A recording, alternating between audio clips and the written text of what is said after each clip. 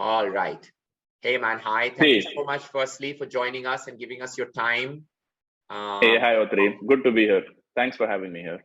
Awesome. It's good to share whatever I've experienced with you. Yes. To all the audience over here. You are another rock star, superstar. One of my center points in this session today. So, guys, just some brief background. I'm going to let Sharan do his introduction, but let me tell you, I'm absolutely in awe of this gentleman here because he has so many followers on social media, and I am an absolute noob when it comes to social media. I just don't get it. I'm generally a pretty introverted kind of a guy, so I find the whole idea of it a little bit difficult, but I know it's super important. I have to coach my students now to maintain a social media profile and how important business schools are looking at it. And I know, Sharan, it has helped you in your applications. Why don't you share a little bit about your background, what led you to look at Columbia? And also, one of the things I definitely want you to do is really address students how they can work on their social media profile, how and why it's important, simple basic tips. I mean, I think you are an absolute champion. I mean, I think you're very expert, but if you can give some basic pointers, I'm going to be making my notes. I know I'm waiting for you to tell me as well, but no, jokes apart, sure. do share what worked for you. Yes. Absolutely. So I'll start with introducing myself. So, so I was born and raised in Mangalore, and did my schooling here, and then I did my engineering at RB College, where I studied mechanical engineering. And during my time there, as with most engineering colleges, I joined an academic club where I was a part of a team which designs and builds Formula One race cars. So I had a blast there, made a lot of close friends. We participated in many international competitions, and we're also the first Indian team to secure a podium finish at an international event. So somewhere midway during engineering, I realized that I did not want to pursue masters in the engineering field. I wanted to explore a career path where I could work with teams and solve business problems. So that's where during my research, I realized that investment banking and consulting were something that I could be interested in. I was still not sure. And then I started applying to these companies and couldn't get into most of them. Because I'm not from a feeder school in India. In India, you need to be at least in the IITs to get into MBB firms and all of that. But I was lucky that RB College was still the top college and one of the top colleges in Karnataka, and one of the big four firms, KPMG, came to our college, and I was one of the 600 people who one among the 600 people who applied, and fortunately I got in, and that was like my foot in the door into the business world. Had a great time there, worked with people who studied at IIMs, and had a great time learning and working with some of the top companies in India. So I worked in management consulting for about 2.5 years, and then again moved to PwC, where I worked in mergers and acquisitions team, again in the consulting division. And then the pandemic struck, and then that's where I had a lot of free time. Consulting, you usually have a very hectic schedule, mainly due to long working hours and constant traveling. Pandemic put a halt to all of that, and I had a lot of free time. So that's when I started creating content, firstly on YouTube, and then I pivoted to Instagram. Personal finance was always a passion of mine. I've always loved, making my money grow. So that's what I thought. Let me share some of that wisdom to my friends and family, and that's when things started growing very well. And then completely unexpected. I did not expect my content creation to be a legitimate alternate source of income for me. But today I've been very fortunate that it has grown to such a huge level. So yeah, and to answer your query about why is social media so important today, I think it's because wherever you apply today, right? Even I hire people for my company today, finance with Sharan. Whenever we hire anybody, the first thing that we do is we Google them, and when you Google them, or you'll go to LinkedIn and you check out their LinkedIn page. Now, if your LinkedIn page is going to be the same as everybody else's, where you don't post anything and you're just talking about your laurels or any company that you work with, you're at the same categorization or level as everybody else. Like, majority of the people don't really do anything on social media. They just talk about what they've done at their company. I think it's very important to talk about what value added in a company in the form of posts, because we might think that what we're doing at a company is very easy and everybody knows about it, but actually that's not the case. It's very important to decipher what you do at a company, no matter how technical it is, and make it into easy, understandable content for everybody to understand. So I think the bare minimum for everybody today is to at least put LinkedIn posts of what you do at a company so that you stand out from the crowd, and not just from a job placement point of view, but also from a college application point of view, because that is something everybody looks at these days. Excellent, excellent. Please continue on that. Okay, LinkedIn post is one thing. Any other tips? Because I know everyone sitting here, I think you can really keep, what can they do on Instagram? What can they do on Facebook? I mean, one of the things that correct me if I'm wrong here, but I think what really worked for you is, like you mentioned, I think you're genuinely passionate about finance, and you have been able to take that passion and do something. And I know what business schools love is, to see some kind of systemic impact. We've spoken about this, where they can see it's just beyond yourself. And I think you are an epitome of that, right? Where you've taken your interest and now you've actually gone out there and you're helping millions of people, and that's what they want to see, because that shows what your potential is for the future. But I would love you to give some pointers on that. Imagine a student sitting here is passionate about music or sport or whatever. What could they potentially do in the next 6 months, application season this year or next year, whenever they're targeting? I would love to pick your brains on, give us 1 or 2 ideas that you have. Sure. So like you said, business schools are looking for what you do beyond work. They don't want a person who is just 24/7 into his job. They want to see what you're doing for the community around you. Right. It depends from business school to business school, but most business schools, love what impact you're adding to the community around you, because that will be a reflection of what value you can add to the school as well. Right. If you're just going to be focused on academics and only care about yourself, they know that you might not add value to the community and in the school and to your peers. So that's why it's important for them to see such examples of work that you have done in your past.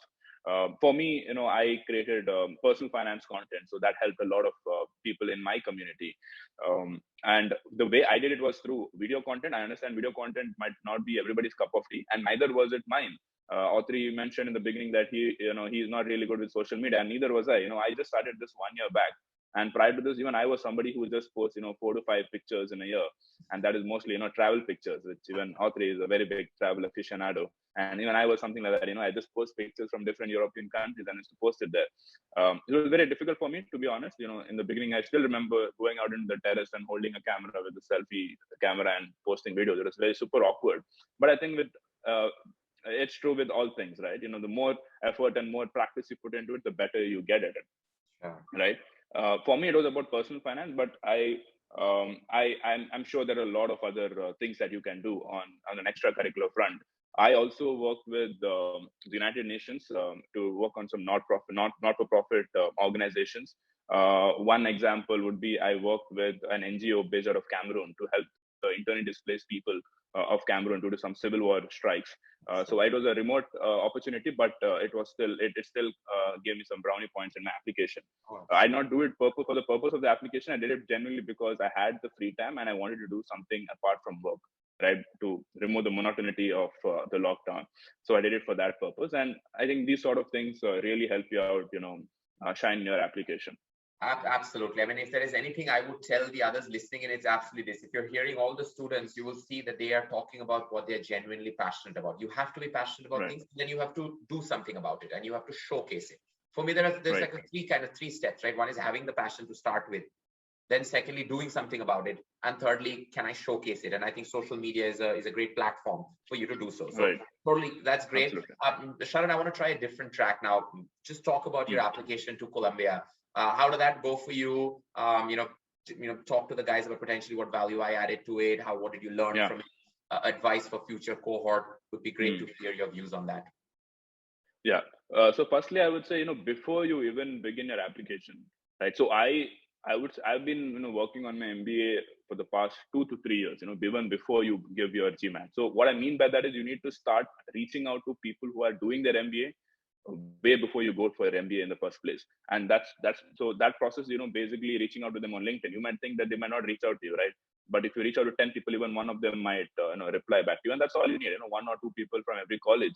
You talk to them, have a heart-to-heart conversation with them for like 1 hour, and you really get to understand the essence of the college and what it has to offer to you. So that's how I did it. And for Columbia also, I started talking to these candidates. I spoke to about 3 to 4 people, both who just got into the program, because that will give me an idea of how their application journey was.